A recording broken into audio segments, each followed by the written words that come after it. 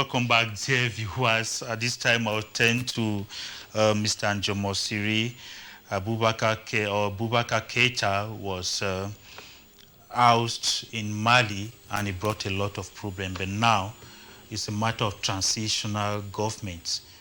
The military want a military transitional government, and ECOWAS want a civilian transitional government. And the deadline the ECOWAS gave had passed last week. Now, what's your take about the whole scenario? First, the Puntis currently ruling over Mali do not respect the ECOWAS rules. They don't care about their procedures. Neither do they even care that of other international or regional economic blocs. Yeah. So if you take it from that perspective, you will understand that even if ECOWAS move further to stifle economic sanction on Mali, it leaves them at 37 degrees. They don't really care about that. But I follow closely the information, and I was made to understand that they want to avoid a scenario that happened in 2013 with the coup that brought Ibeka in power, and his management of democracy has not been the best down there. Yeah. And so therefore, they believe that power should reside a bit between the military. They started proposing some 3 years before. They told them, no, that is an exaggeration. Yeah. They have been shortening it down to 1 year from the latest news before a transition. And ECOWAS says no, they want to deal with a civilian. Personally, I will prefer power to remain in the arms of the military, because as of now, to have a civilian that can best incarnate the aspiration of the people could only be through the polls. And as it stands, if they allow the ECOWAS to organize any fair and transparent election in Mali now, Yeah. I can guarantee to you that it cannot be fair. Why do I take such a risky position? Because even though he's the Ghanaian president, Nana Addo, who is now supervising the negotiation, it should be said that ECOWAS' position before the crisis degenerated was in support of the House President Ibrahim Boubacar Keïta. Yeah. And despite the fact that people have been on the street for more than 6 months, ECOWAS did not deem it necessary to stand by the people cried. And instead, when I was supporting one of theirs, and before we knew, we tried to understand what was happening then, and we just understood that every head of state at that particular point in time is thinking of his own situation in his own country. And so we could be tempted to say, and with a lot of authority now, that they are struggling to maintain their privileges at that very position, each of them. You want to believe that all they are traveling to Mali, in and out of Mali, and negotiating this peaceful settlement has a cost. Okay? And tilting the rope will further give them those advantages that they gain at that position. They have rotated now about 3 leaders at the helm of the negotiation process. Once a time it was the former Nigeria president, Goodluck Jonathan. At the time, at the very beginning, the president of Ivory Coast was also part, and now it is the Ghanaian president. All those things have an allowance. It has a benefit. It has an addition on their own portfolio. But now let's talk about the Malians who are going to suffer if, should in case ECOWAS was to take any economic sanction. What does it mean? Some of the bank accounts will be freeze. Some of importation that come because you want to know that the economy of West African country is much more dynamic. At the time they even came up with a currency which is pending application. It's much more dynamic, and there's the easy flow of goods and people. Take for example Ghana and Nigeria. Sometimes the flow is, you don't need to show a passport sometimes. So these are evidence based to show that if borders are closed to Mali, the people are going to undergo some challenges in terms of feeding. And personally, I don't really wish that ECOWAS would drive situation up to that level to entangle the people who at the last resort are who we are fighting for. Because if you fight a struggle like this, a negotiation talk to strangle the people because you want to punish an army, and what is giving much assurance to the army, and that's where I'm going to land, is the support coming from Russia. You see, because if they put this at their youthful age, we are talking of the present captain should be about 26 or 29 or so. Yes, in his 30, yeah, or 30.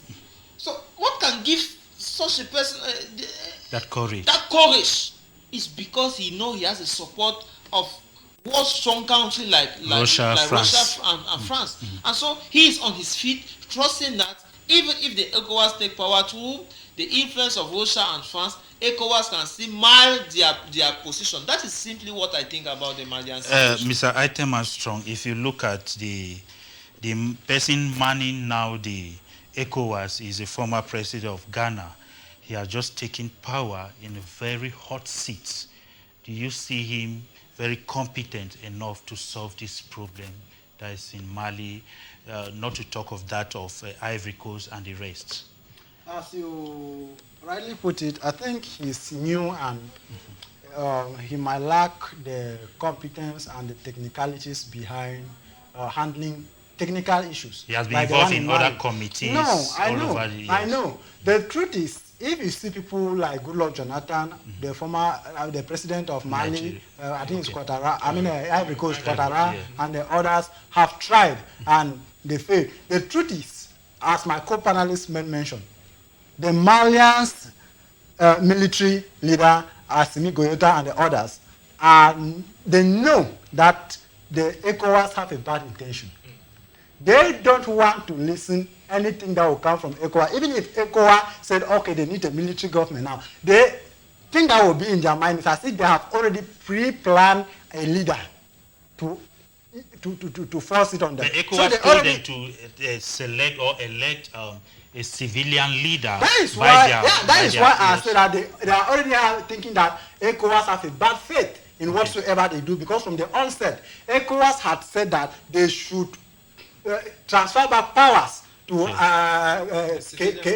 Keita. At first, it was not even civilian rule. It was that they should, without delay, give back powers to Ibrahim Keita. Why? Because, like my co-panelist mentioned, especially in the case of Ouattara, he's afraid. You know, there is already fire coming up in Ivory Coast. If you look at Goodluck Jonathan is at the helm of a team that is trying to put up a currency, and he would like to have the sympathy of the ECOWAS leaders and whatsoever. So now, the truth is, Assimi Goïta, the leader of the Malians military leader, said they have pledged from the onset of this military coup that they will do everything to the interest of the Malians.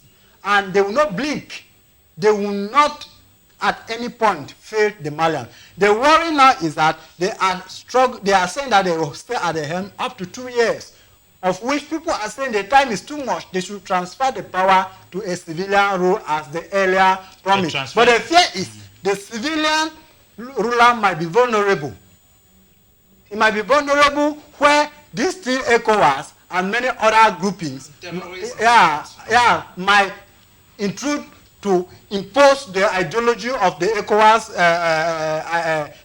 group and whosoever. So now, to my own opinion, I don't think that if the military are standing for a better governance of Mali, they should not blink. Because one thing that is endemic in Africa is that people fear. You see, many could not even believe that the Malians military leaders would go this far. Because people feel that once the international bodies cough, everything comes to a halt. But they have come to realize that sovereignty is really a virtue. What's your take about, because if we look at ECOWAS, it's a mixture of English-speaking countries and French-speaking countries. And the English-speaking countries, without missing where they are somehow more democratic, the way like Nigeria, Ghana, Sierra Leone, and so on. Now, do you think this will bring a kind of problem between the French-speaking country and the English-speaking countries in ECOWAS? I don't know much about the history of the Malians, much about the history. But Because what I know those is who are that for the first mediating- time, Yeah. the Malians are unanimous Yeah. and are united behind their interests. They don't care. In as much, this is what a country faces. Yeah. Once a leader is at the helm and he's not doing what the people want, at one point the people cry and they might want that the person should go. But the question is who will take the risk? Okay. And now the military have taken the risk. The people are rejoicing. They don't care. I'm not sure they are now divided. We are English-speaking Malians. We are French-speaking Malians. All what they want is that the military have rescued them from a particular bad governance. Okay. And they are hoping, they have hope that they are going somewhere. And they hope that the military rulers are giving them. I'm sure they will not want any civilians to first of all come there. Because civilians leaders are always remote control for their selfish interests. Mr. Njomosiri, all those who are mediating on behalf of ECOWAS are English, they come from the English-speaking countries. Now we see Mali, that is French-speaking, all of them ECOWAS, and they are backed up by Russia and France. Don't you think there might be some chaos in ECOWAS between? No. Yes. What I want to point out is that some weeks ago, the Pundis at the helm of power convened a national meeting. That delegate came from all the parts of the country and attended. And it is strong of that evidence that they now stand on their own and know that the people are truly with them. And he even gave them more power until you got some politicians come out and say they are no more supporting the Pundis that are managing affairs in Mali now. Now, slightly on your question to say whether it will not create a zizanie between the French whole country and English-speaking countries, what I can tell you with a lot of evidence here is that in regional economic groups, what really matter is the interest. Okay, is the interest people have in collaborating. That's why you will see some countries shut their door to others and they don't care. The Gambia, for example, has suffered for more than 5 years. All their neighbors closed their doors, but they survived because they decided, after their coup d'etat, they decided to maintain their leader in power, and he drove them throughout the process. So it's to tell you that even in Mali, if the situation was to repeat itself, that the military ruled regime refused to pass power to the people and take care of the people's basic needs, I think any chaos that could arose as a result of their decision will not really cause any problem to any other French country. Contrarily, you take a case like Ivory Coast, where the president has decided to run for another term, even when the constitution, following the last constitution, did not permit him to run for another mandate.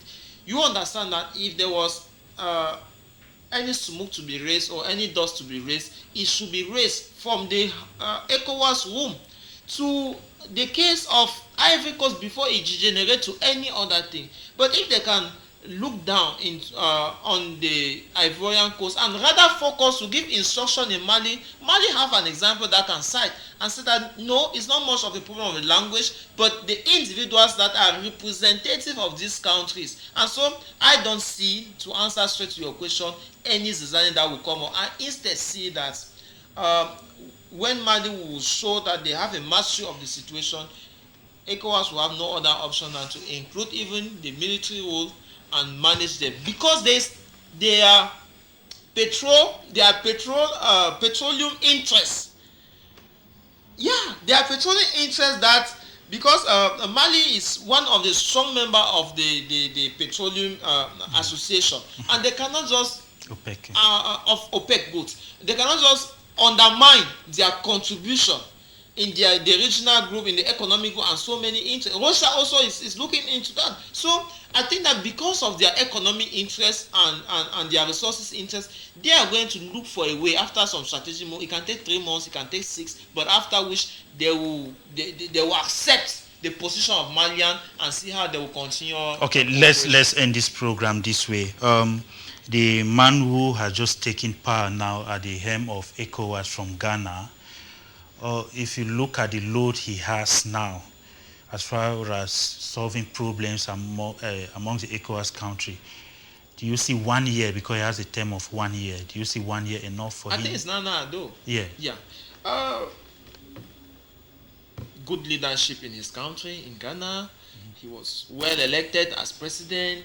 He has been able to openly talk. He's vocal when he traveled to France, for example. We had an interview where he was talking to Macron about the pride he has being an African. So vocally, he has been able to represent the African man, the Ubuntu spirit. He has heard that so many times.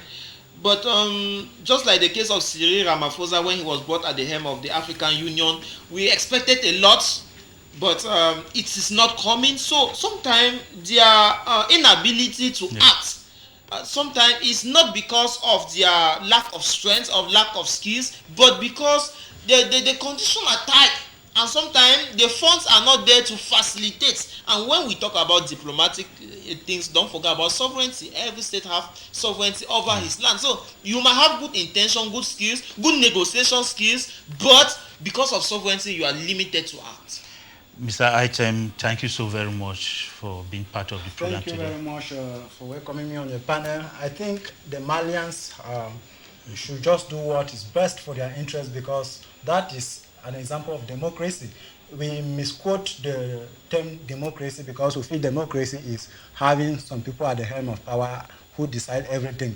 But democracy is, I think, where the people decide and you implement. So now I think the Malians have decided that they want to decide at this point. So in as much as the population is behind the civilian, I mean the military, it will be difficult for any person, like my co-panelist mentioned, either with a good intention, with a bad intention, or whatsoever, to interfere and pass their point through. I think we should just allow the Malians to do what they want and continue cooperating with them as an independent country. Mr. Njomosiri, thank you so very much. Why thanking you, I want to do my hand to my co-panelists that we have argued much, but it comes to my belief that at the end of this panel, we are agreeing that power is best in the hands of the people than dictators.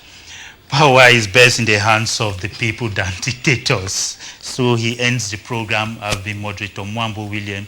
See you on Monday at 7 p.m.